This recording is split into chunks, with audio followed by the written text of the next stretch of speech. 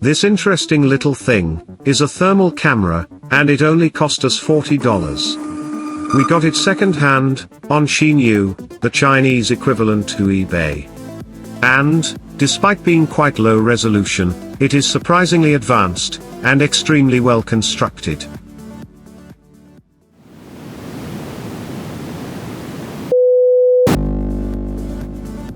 In this video, we are going to be giving this cheap little camera a decent test, and compare it to some other thermal cameras that we have. We are also going to show you something rather interesting that we were sent by a local manufacturer, and see how it performs. As usual, we will do a full teardown. In this case, given the low cost, we don't need to be terribly shy with the disassembly of this product. In fact, we are going to strip this device down to its bare bones. As you will see, there is a surprising amount of technology inside this little thing.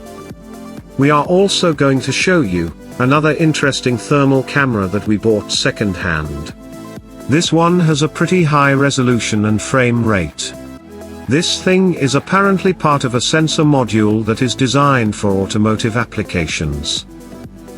This device came with absolutely no data, so we are just going to have to figure this thing out from scratch. And finally, we will be able to provide everyone with an update on our thermal telescope project. For anyone wondering what this is about, perhaps take a look at our previous video about making a thermal microscope. Anyway, there is a lot to cover, so let's get cracking.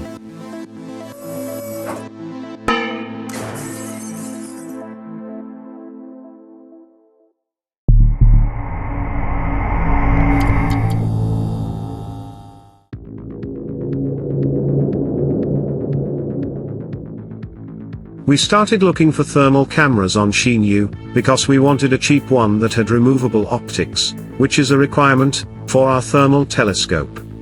We noticed that there were literally hundreds of sellers for this particular model, and many of these sellers have large stocks of them. And then it dawned on us why this was. During the pandemic, every major office building, metro and train station and all public facilities had a screen with one of these mounted to the top, right at the entrance to the building. There are probably hundreds of thousands of these little unwanted orphans looking for a new home. So we figured that we would adopt one.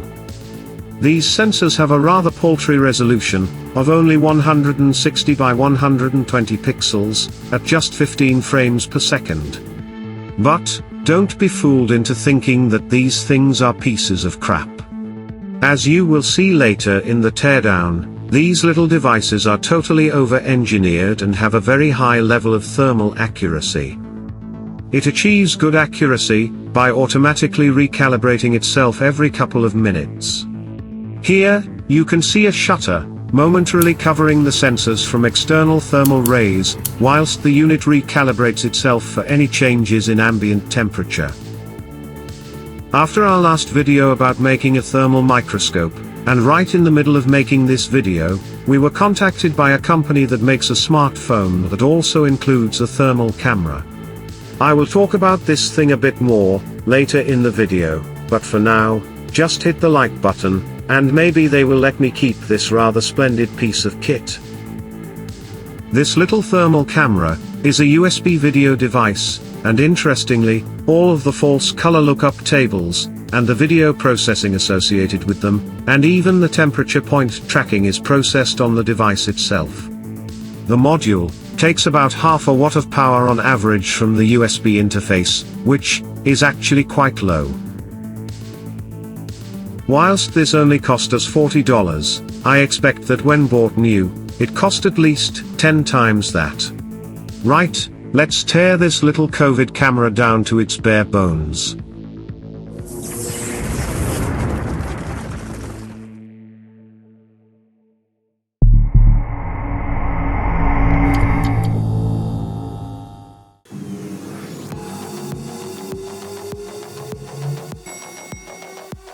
For us, the mark of a well-constructed product is how easily it can be stripped down and then reassembled. We have already disassembled this device over a dozen times, so it scores pretty highly in that regards. The main cover is easily removed by removing the 4 screws on the front of the camera. Originally, there was a polycarbonate bezel that covered the screws, but this was just a self-adhesive cosmetic layer, and pretty quickly, we discarded it. Once we opened the device up, it was clear that this is not just some cheaply manufactured item. There is an EVA foam dust seal, to prevent particulate ingress around the optics module. And, the optics module is made from CNC machined aluminium. There are 4 screws that hold the optics to the main chassis, and there is a single FPC connecting it to the main PCB. It can actually be a real pleasure to take well-engineered devices apart, free from the plague of low-cost assembly techniques like hidden clips, self-tapping screws and worst of all, ultrasonically welded parts. But, everything has its price. And clearly, this little thing was not made to be at a $40 price point when new. On the rear of the optics module, there is a second PCB. We suspect that this product comes in a number of variants, presumably with different levels of resolution. We will explain why we think that in just a moment. On the back of the optics module PCB, is the raw microbolometer sensor. This has a heat sink added to increase the thermal inertia of the sensor. The little integrated circuit, just here, is a precision temperature sensor. This lens holder contains what we think is a custom manufactured germanium lens. We assume that it is custom, mostly due to its rather unique shape. And now finally, we can remove the final component, the main PCB. This part has quite an interesting silicon inventory, which again points to a modular system design. We thought we would look under a microscope at the raw sensor, but this didn't really give us any new information. We were hoping that being a low-resolution product, we would be able to identify each microbolometer pixel. But, the only structures that were discernible, were far smaller than the stated resolution would allow to be pixels. Looking at the top of the main PCB, we can see a pretty interesting picture. This is the MCU. It's a pretty heavyweight device and is probably manufactured by HiSilicon and given custom markings. Next, is a real surprise, this is an FPGA. We think this is used for applying the false color lookup tables to the image, and also processing the tracking temperature markers. This is the USB connector, and here is the flash memory that holds the code for the MCU, and also the configuration data for the FPGA. This tiny board needs a whopping 4 separate crystals. On the back of the main board, there is a sea of DC-DC converters and LDOs. This product clearly needs a lot of different power supply voltages. This is the back of the optics module PCB. What is most interesting is that there is another flash memory on this board. We suspect that this is to hold the false color lookup tables, and is matched to the resolution of the raw sensor. In this way, the manufacturer can swap out the optics module for one with a higher resolution, and the associated lookup tables will be automatically swapped with it. We think that these are probably line drivers. And finally, this is the business end of the system. Here is the raw microbolometer sensor array. We really do not know anything about this except its stated resolution. And this is a temperature sensor.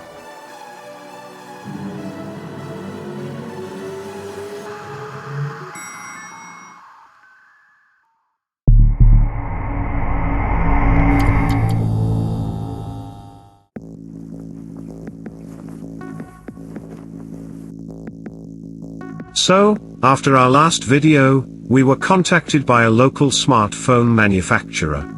They asked us if we would like to test their upcoming new model of phone that includes a thermal infrared camera, and we accepted.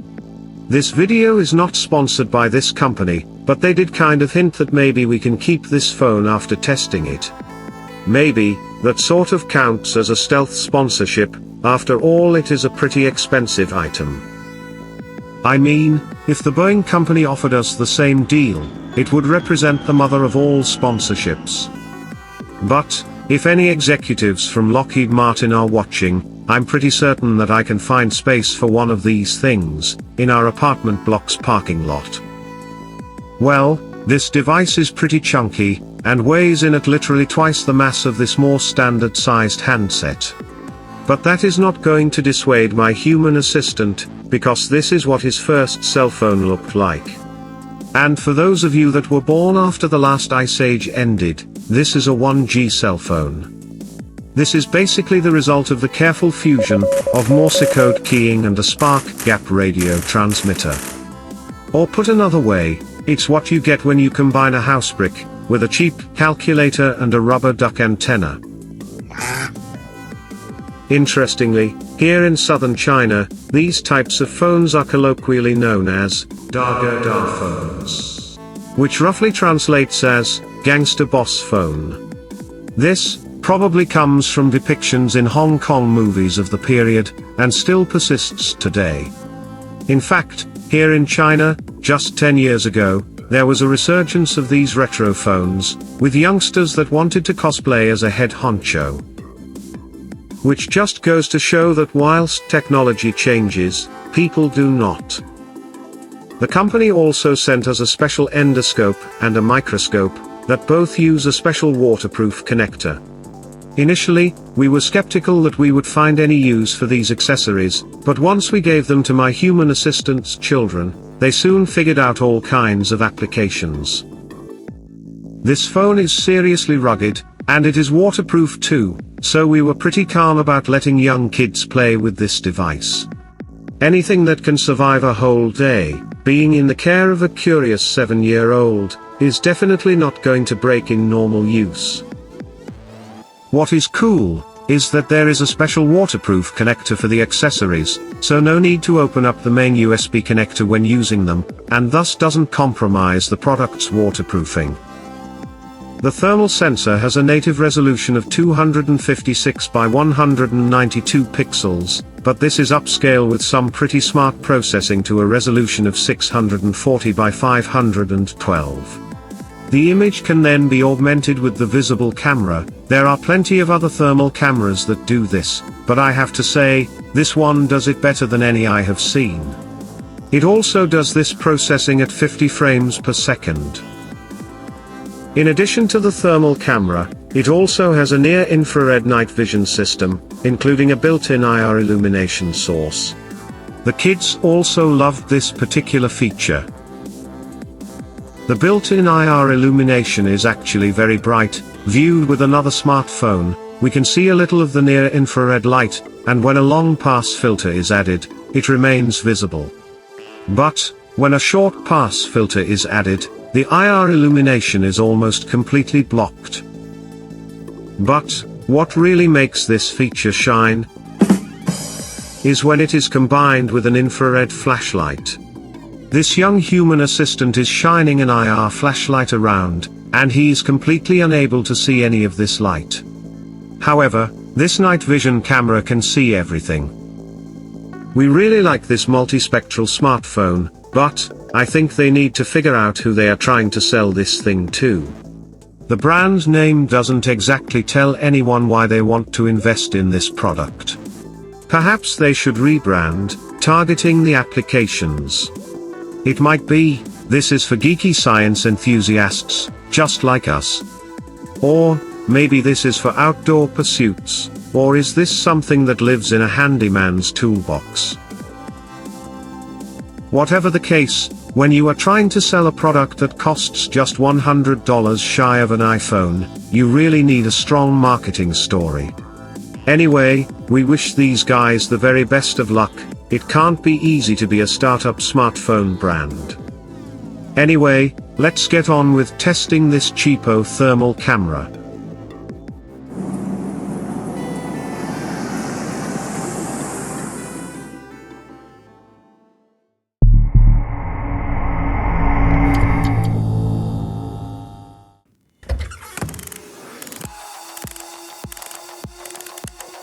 we figured we should make an attempt to ascertain the absolute temperature accuracy of this little thermal camera. It should be pointed out that whenever making measurements like this, it is important to ensure that the emissivity setting of the measuring device is set to the correct value. In this case, for a Pyrex beaker, we chose a value of 0.9, due to this being the middle of the quoted range. We waited for the temperature reading to stabilize and then took some readings.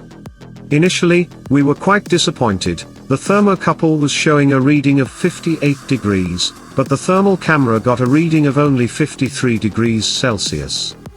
After checking the specifications of products that have a similar function, we realized that this device probably only has a range of 0 to 50 degrees, where it is accurate.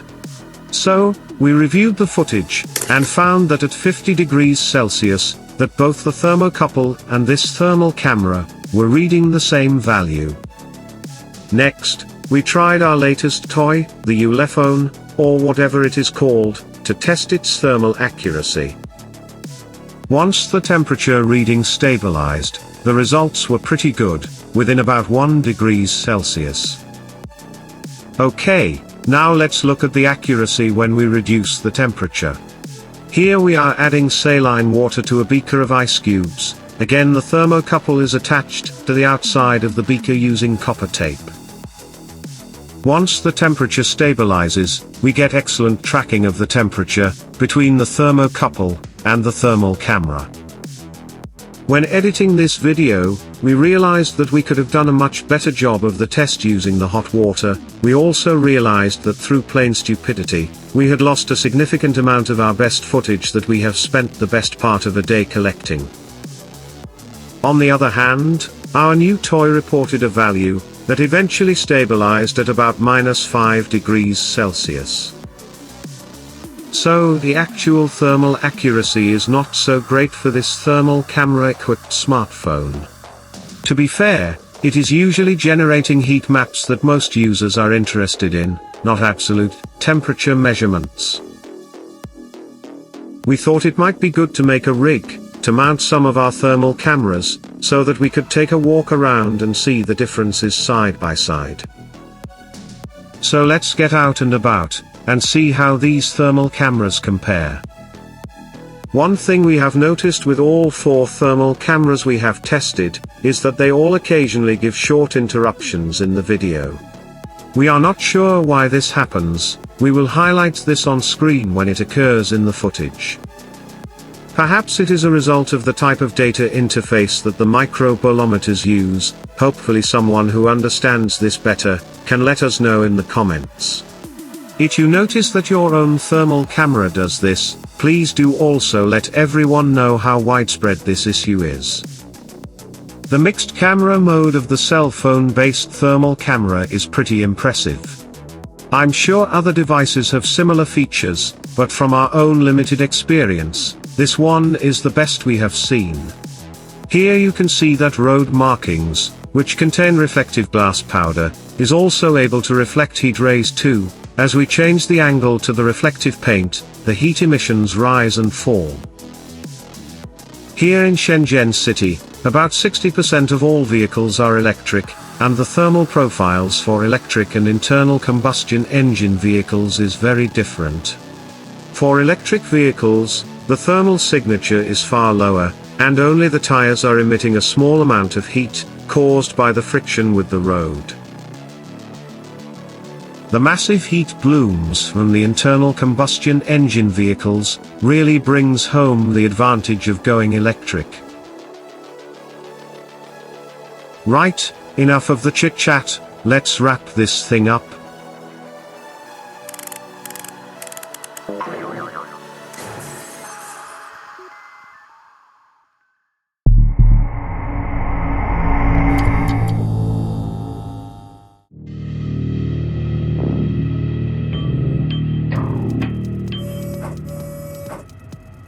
Yes, I know. It's a really small telescope, but as one of my very special friends constantly reassures me, it's all about girth, not length. If you watched our last video, then you will know that we were considering building a thermal telescope. So, here is a quick update on that project. Initially, we kinda thought that this would be a bit of an easy project, and frantically got on with building a small 3-inch reflector telescope. It turns out, we didn't know much about building telescopes, and went through a lot of iterations, just to get something that basically works. I can tell you, that our 3D printer was kept busy and we gleefully burnt through a couple of reels of filament. These are just some of the components we printed out, that were the various design failures. In fact, this is less than 50% of the failed design parts. Perhaps, we will use these in an experiment to figure out what the lethal dose of microplastics is for the average human. If anyone wants to volunteer as a test subject, please feel free to drop us an email. In the end, we managed to get a tiny little telescope that kind of works, and it is probably better than our old cheap 4-inch refractor telescope. But, it turns out, we really didn't know anything about telescope design. You see, we didn't think about something called diffraction limits. And this becomes really important, when the light you want to view has a wavelength over 10 times that of visible light. So, maybe the sun is rapidly setting on that project, but we will try and stay optimistic, and hopefully someone with more experience of telescope design, might have some helpful advice in the comments. Anyway, here is some video we captured of the sun at sunset, complete with some rather splendid sunspots.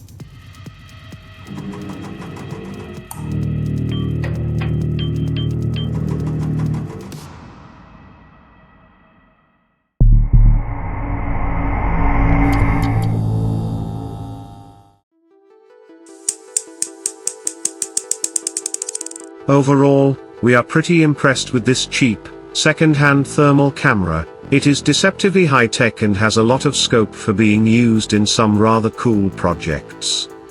It is no longer in production, but was originally made by HIKmicro, a division of the HIKvision company. HIKvision is an absolute behemoth of an industrial camera manufacturer. Sadly, this device cannot be bought outside of mainland China. If you are interested in getting one of these, please email us from the address on the channel page. If enough people are interested, then perhaps we will be able to figure out a solution for you. As for this high-resolution automotive camera, we are not sure what projects we will use this in, but I am sure we will figure something out for it. It doesn't have any native false color lookup tables, but these can be applied in post-processing. We have a fairly good library of lookup tables that are designed for this purpose. Again, if anyone wants a copy, just drop us an email. And as for this interesting handset, it's pretty expensive, and very bulky, but you just have to admire the courage of this little company, to bring something this interesting and unique to the market. And it is a market, which is currently dominated by giant monopolies. When it comes to the accessories, we found that these are actually more useful than we initially assumed. Our only advice would be to also supply an infrared flashlight. This really adds to the fun experience of the night vision mode. The fact that these little COVID cameras exist in such large numbers, and are available at low cost, is kind of a twisted pandemic dividend. The fact that it is very accurate at measuring body temperature, means it could be very useful for DIY medical and safety projects. And, don't think that we are giving up on our thermal telescope project. Yes, it will become a background activity, but it is still an active project.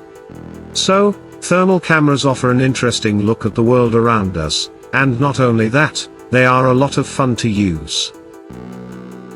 And science is always better when it is fun. Anyway, that's all we have for you today. We hope you enjoyed our little video, or at least found some parts of it interesting. If you think we deserve it, then please feel free to give it a like. And you could always hit subscribe, if you want to see more content like this.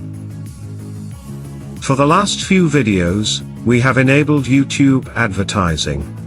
We are saving up for a camera, something that will allow us to try some more interesting experiments. But, YouTube pays such a dismal amount of advertising revenue, that we are almost entirely dependent upon the very small number of committed viewers that help to provide some donations. We are very grateful to you. This is still a hobby channel, so we can say what we want, and YouTube's algorithm can go and get f***ed. Thank you for your time.